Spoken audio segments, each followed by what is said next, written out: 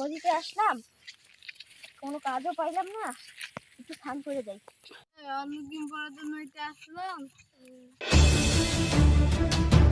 সারা বাড়ি ভাড়া দেয় নাই। হ্যাঁ বল।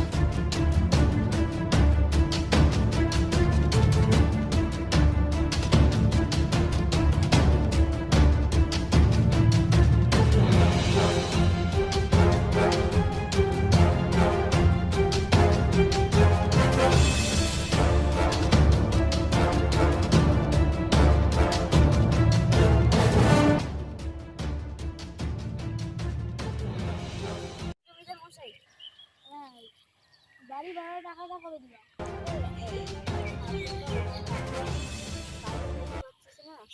মাফ করলাম, এর পরে বার যদি টাকা পাওয়া যায়।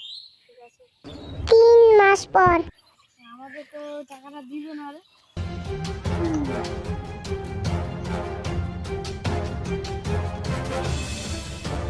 3 মাস তো হয়ে গেল, টাকা কবে দিবে? জমিদার মশাই, এবার ক্ষমা করে দাও এই মাসের মতন।